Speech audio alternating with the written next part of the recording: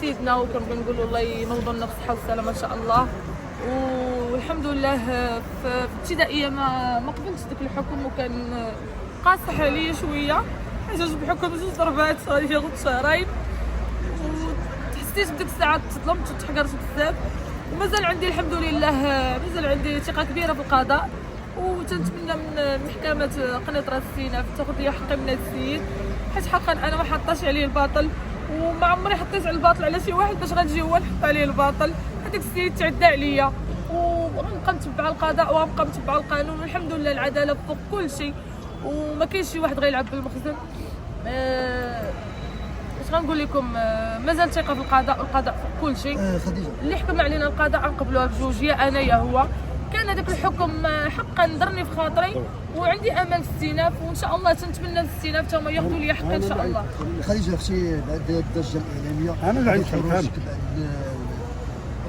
الحكم اللي تحكم على المتهم بشهرين، خرجتي بواحد الحاله هستيريه كبيره، تعاطفوا معاك الغابه بزاف. شوف اخويا نقول لكم واحد الحاجه، كاع الناس اللي كيشوفوا فيا اي واحد فيهم ما يبغيش يشوف لا مو لا اختو في هذه الحاله هذه، ولو نكون ما عرفت شنو بغيت نكون. انا عندي 2 وليدات، بنادم ما يعيش معك حياتك، تيجي عيتي يحط عليك شنو فيك. لا، اجي عيش حياتي واجي نشوف انا فاش كنت عايشه. انا بنت معيشه 2 وليدات، راه ما عندي لا امي، ما عندي لا با عباد الله، انا كامره في دار القضاء، انا حتى كامره في دار الخيريه، ما عندي لا والدي اللي غنعول عليه، ما نمشي ندق عليهم، ما عندي حد. انا الحمد لله بنت المخزن، وتنتمنى من المخزن ومن القضاء ياخذ لي حقي. داك الهستيريا اللي خرجت بها من المحكمه كان حكم ماشي من صفي، وكان حكم ما عجبنيش، وداك الشيء علاش التجأت للسيناف واستعجلت بجلسه السيناف تكون قبل، باش تنتمنى من سيدي ربي، تنتمنى من العداله تاخذ لي حقي من هذاك السيد، حيت هذاك السيد شامت، وباقي لدابا عائلته كيجيو عندي، وباقي تيقلبوا عليا باش يفسروا معايا، باش يعطيوني فلوس باش نحبس من هذا الشيء، باش ما نبقاش نخرج في الاعلاميات، باش ما نبقاش نهضر وما نبقاش يعني الدوسي يبرد.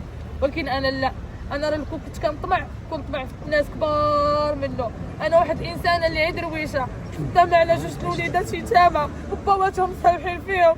قلت انا وجهي اللي كيقول لك انا ضربت وجهي، انا راه وجهي هو اللي مخدمني، انا وجهي انا سربايه كتبغي الوجه، شيخه كتبغي الوجه. واش بالله عليكم كاينه شي بنت باقا صغيره ب 20 عام 26 عام اش خسر وجهها عليا؟ اش باش صيفط واحد العام؟ شنو غنستافد منه انايا؟ ما نستافد منه حتى شي حاجه. خديجه اختي، واش كطالبي بالخبره؟ غنطالب بها اليوم. وبالنسبه ياك هما ما تيلقوش شهود، ما تيلقوش بزاف د الحوايج، الخبره غتبين. ما غنبقى نهضر لا انا لا هو لا حتى شي واحد، الخبره غتعطي. الا كان داك السيد ضاربني تنتمنى له العقوبه ديالو، الا كنت انا ظالمه كنتمنى العقوبه لراسي.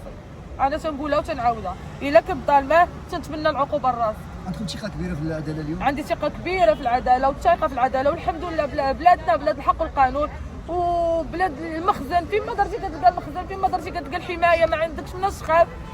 وماشي غير ثقه في العداله، وعندي ثقه كبيره تشدني واحد الفرحه من الداخل. ربما تنقول من السيناف غنخرج فرحانه، ولكن تنخاف نصدم عاوتاني. المهم حاجه وحده اللي غنبغي نقول، الا ما خديتش حقي هنا راه غناخذو عند الله سبحانه وتعالى، حيت انا واحد الانسان اللي تعذب. تعرضي للتهديدات خديجه؟ ماشي تهديدات، عاودي لنا شنو كيوقع لك. شوف ماشي تهديدات، ما كيتهدوش عليا باش ما نكذبش عليهم.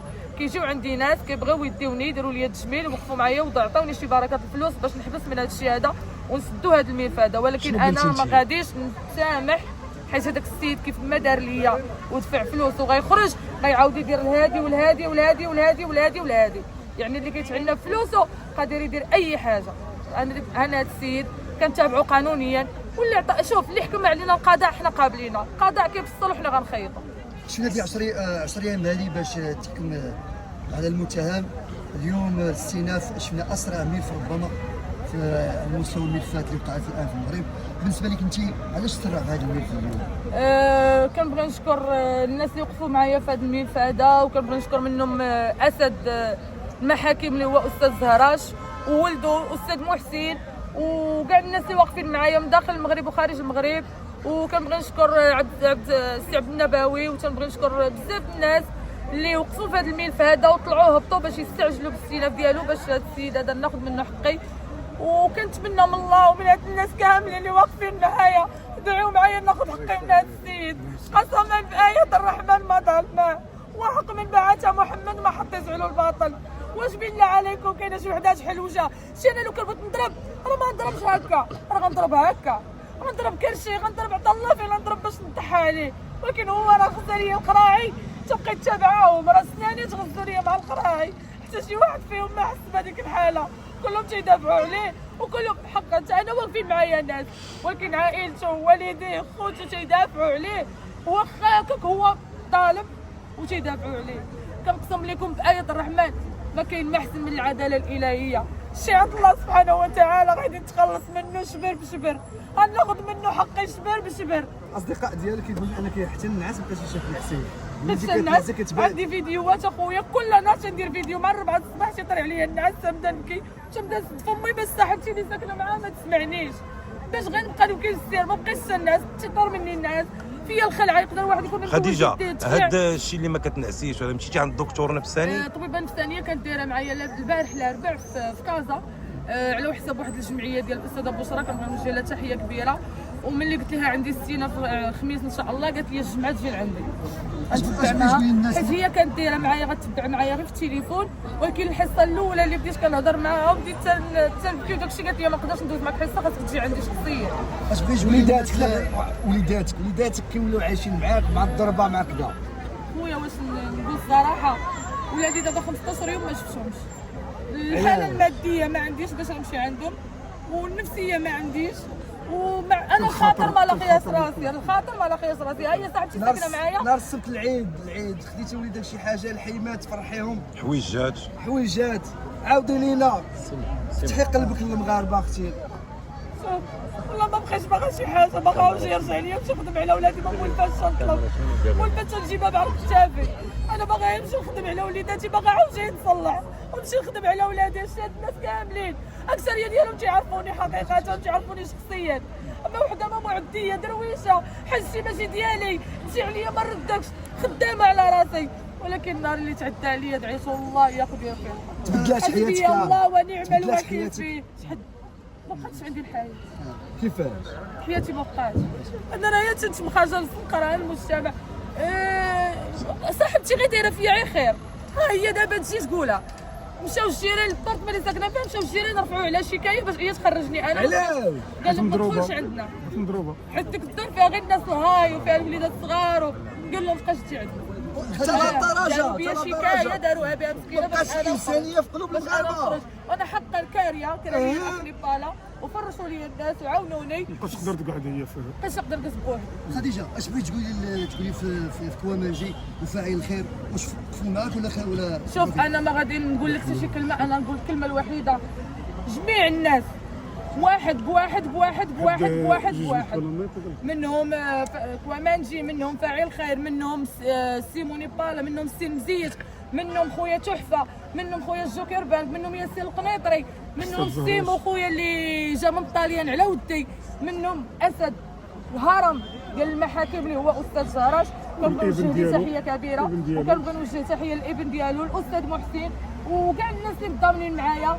والحمد لله وليت تكون غادا في الزنقات، الناس كيعيطوا ليك تيسلموا عليك تيشيروا عليك، ولكن ما بغيتش نتعرف بهالطريقه، ما بغيتش نتعرف بانني انا واحد الوحده اللي بغيتي تعرفي انك فنانه، انك كديري كتخدمي في انا حاليا قسما بالله تيجيوني خدامي. وانا راه شوف راه قلتها النهار الاول نعاود نقولها، انا راه خدمتي هي التسربيت والتشياط. انا دابا حتى قهوه ما بغاتش ما دازكش مازال بغيتي تخدمي معاه.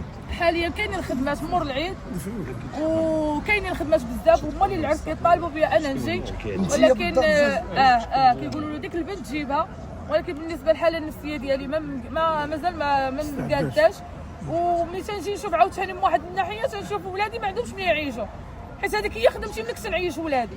يعني تنضطر انني نمشي. بواحد الفيديو كنت خرجت خدمت معاه فيه وغنيت فيه، راه ماشي انا غادا فرحانه، راه غادا باش نجيب طاقه الخبز لولادي. راه عندي عباد الله بجوج كيديروا لي كوش، بجوج كيديروا الحليب، عاد زيد المربيات كيتخلصوا في السيمانه. خديجه الا لقيتي البديل دخلي للتشييع والتسربيع.